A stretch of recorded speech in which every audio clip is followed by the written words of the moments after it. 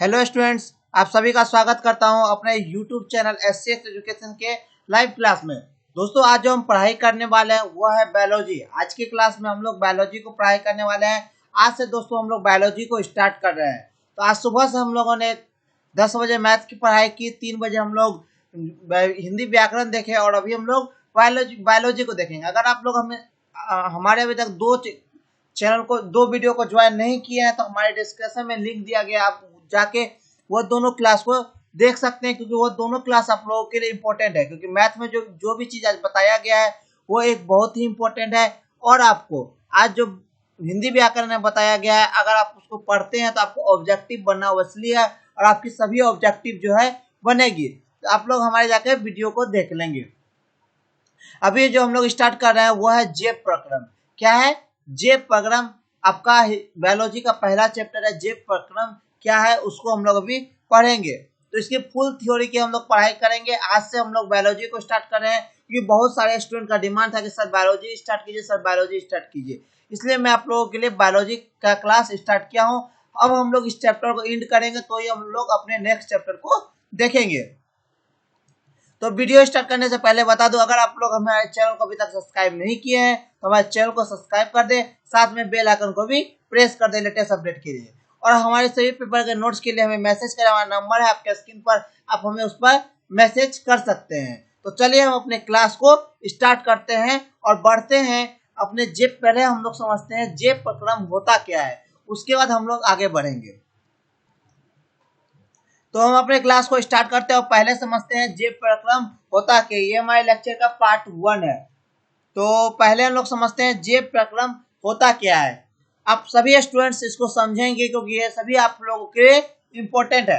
तो पहले हम लोग का सवाल है जेब प्रक्रम होता क्या है। तो जेब प्रक्रम वह प्रक्रम जिसके द्वारा जीवों का अनुरक्षण होता है, जेब प्रक्रम कराता है। जेब प्रक्रम किसको कहते हैं? जिसके द्वारा जीवों का अनुरक्षण, मतलब जीवों का भरण पोषण, ये सब जो प्रक्रिया होता है उसको हम लोग क्या बोलते हैं? जेब प्रक्रम।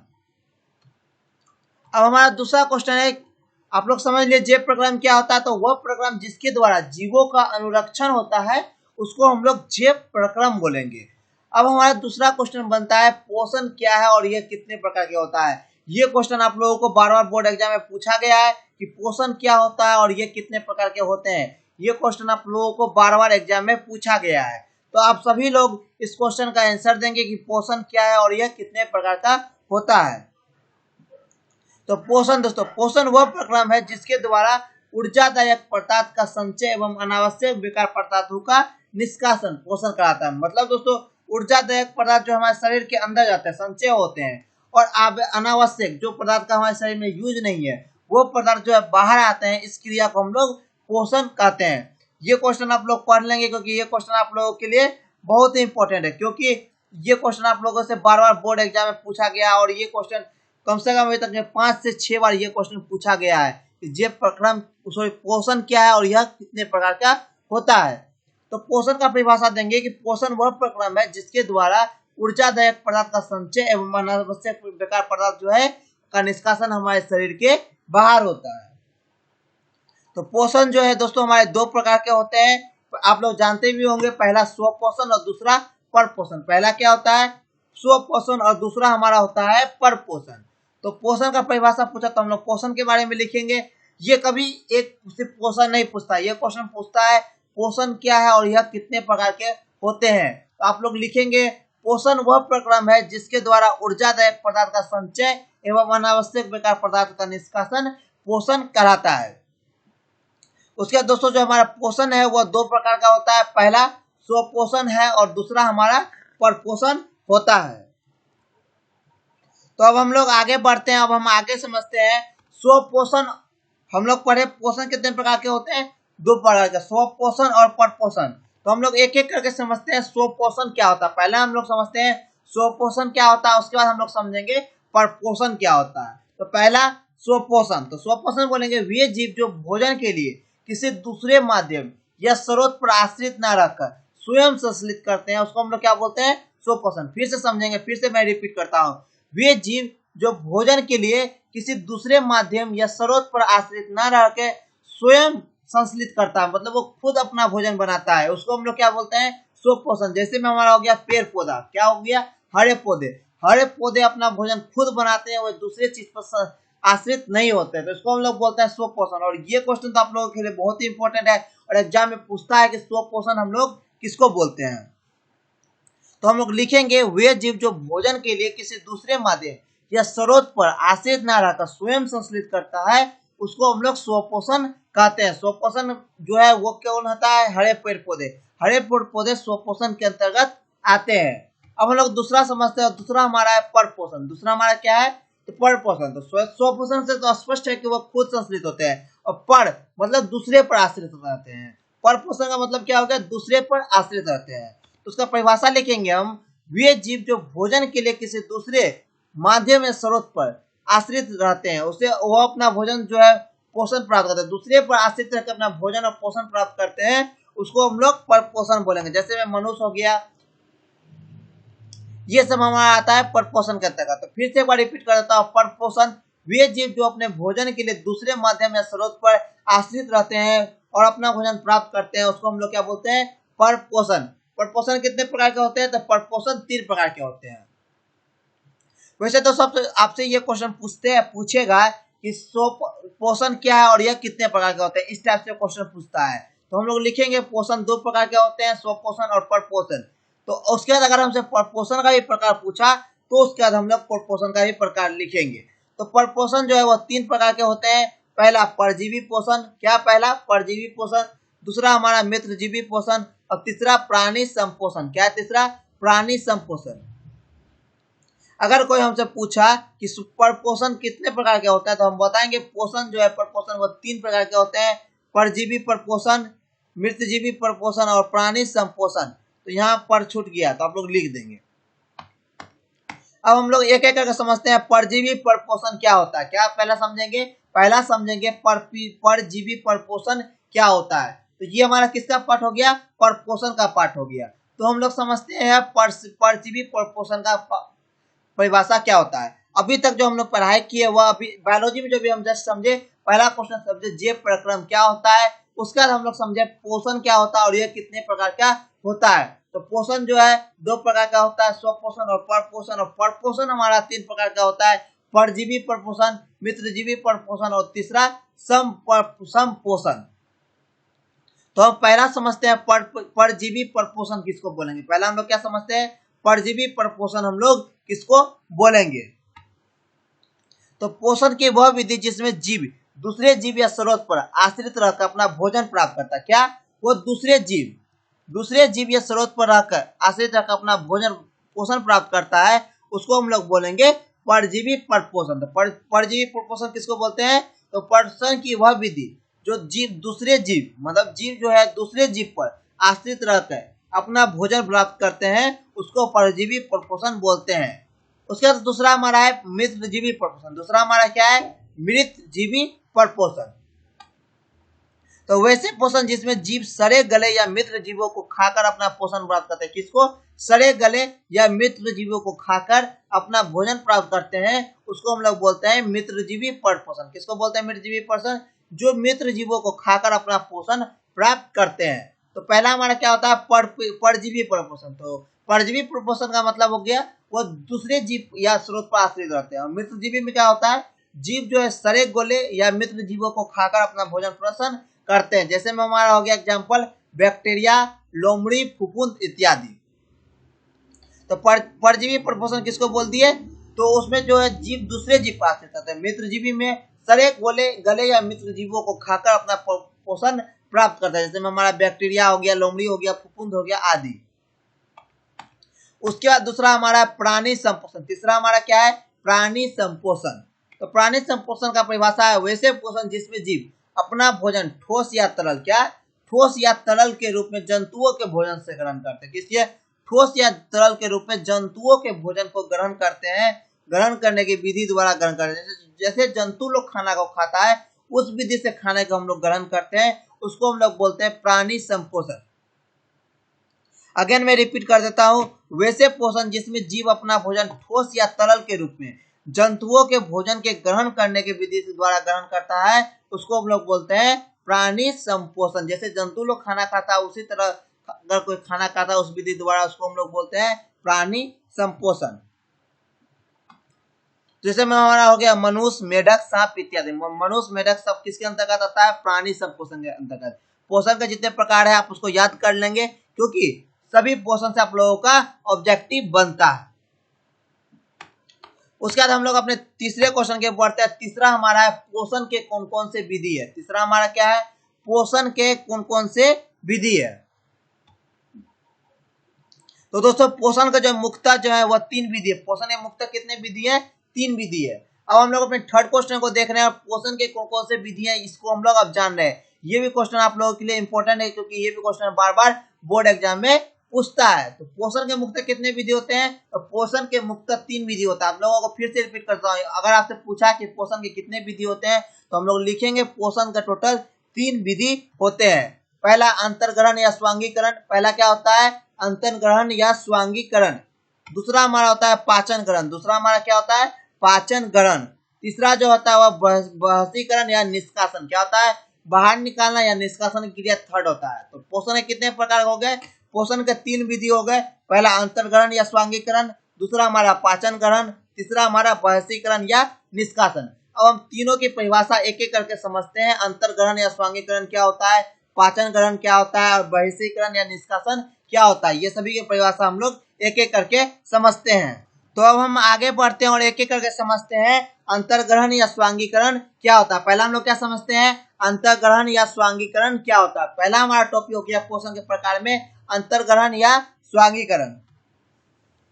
तो भोज्य अणु के मुख्य गुहा द्वारा खंडित कर ग्रास नली के माध्यम से अमाशय में पहुंच जाता है, उसको हम लोग बोलेंगे अमाशय में एकत्र कर भोजन अणु अंतर्ग्रहण कराता है। फिर से आप लोग मेरे बातों को ध्यान से सुनेंगे, क्योंकि ये आपके लिए बहुत ही इंपॉर्टेंट है पोषण के प्रकार में। पहला प्रकार है अंतर्ग्रहण या स्वांगीकरण।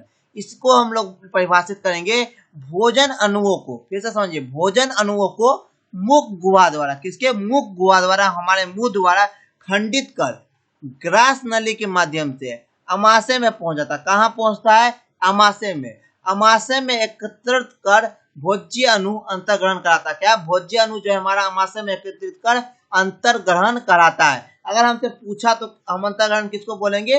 भोज्य जो अणु जो है हमारे अमाशय में जो एकत्रित होते हैं उसको हम लोग क्या बोलते हैं? अंतर्ग्रहण या स्वांगीकरण। फिर से समझेंगे, अंतर्ग्रहण या स्वांगीकरण भोज्य अणु को मुख्य गुहा द्वारा खंडित कर ग्रास नली के माध्यम से अमाशय में पहुंच जाता है। अमाशय में एकत्र कर भोज्य अणु अंतर्ग्रहण कराता है। अब दूसरा हमारा है पाचन ग्रहण। दूसरा हमारा क्या है? पाचन ग्रहण। तो पाचन ग्रहण भोज्य पदार्थों के अमाशय में एकत्रित होने के बाद भोज्य पदार्थों को पाचक रस एवं पाचक एंजाइम क्रिया द्वारा जटिलतम अणु को सरलतम में परिवर्तित कर देता है। इस क्रिया को पाचन ग्रहण करते हैं। पहला हमारा क्या विधि है? पहला हमारा विधि है आप लोगों को अंतर्ग्रहण या स्वांगीकरण। पहला विधि क्या है? अंतर्ग्रहण या स्वांगीकरण। दूसरा हमारा पाचन ग्रहण और तीसरा हमारा क्या है? बहिष्करण या निष्कासन। तो अंतर्ग्रहण या निष्कासन में आपको क्या होता है? भोजन जो है एक जगह एकत्रित होता है, कहाँ? अमाशय में। दूसरा हमारा जो है पाचन ग्रहण, इसमें क्या होता है? इसमें होता है भोज्य पदार्थ जो होता है उसको पाचक रस मिलता है। क्या मिलता है? पाचक रस। पाचक रस में जो एंजाइम की क्रिया जो होती है वो जटिलतम अणु को सरलता में जटिलतम अणु को क्या करता है? सरलता में प्रवृत्त करता है। इस क्रिया को हम लोग क्या बोलते हैं? पाचन ग्रहण। अब थर्ड हमारा है बहिष्करण। थर्ड हमारा क्या है? बहिष्करण। इसमें आपको जो है थ्योरी से ही स्पष्ट हो गया होगा कि भोजन के पूर्ण पाचन के बाद कोशिका जो है पोषक पदार्थों को ग्रहण कर बेकार पदार्थों को मलाशय में भेज देता है। बेकार पदार्थों को कहाँ भेजता है? मलाशय में। और इसे 4 से 5 घंटे के पश्चात शरीर से बाहर निकाल देने की क्रिया को ही हम लोग क्या बोलते हैं? बहिष्करण। तो पहला आप लोग फिर से समझे। पहला हम लोग क्या समझे थे? पहला हम लोग देखे थे अंतर्ग्रहण या स्वांगीकरण। पहला हम लोग क्या देखे? अंतर्ग्रहण या स्वांगीकरण। अंतर्ग्रहण या स्वांगीकरण में क्या होता है? अंतर्ग्रहण या स्वांगीकरण में होता है भोजन के जो सभी अणु है वो हमारे जो है अमाशय में एकत्रित होते हैं। कहाँ एकत्रित होते हैं? अमाशय में।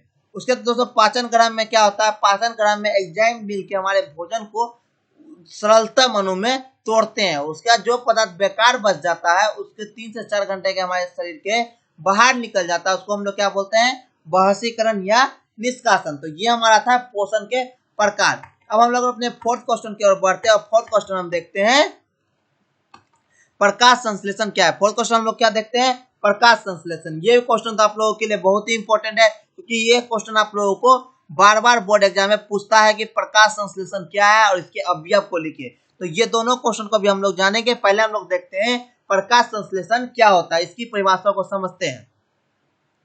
सभी स्टूडेंट्स इसकी परिभाषा को अच्छे से समझेंगे। तो प्रकाश संश्लेषण हम लोग किसको बोलते हैं।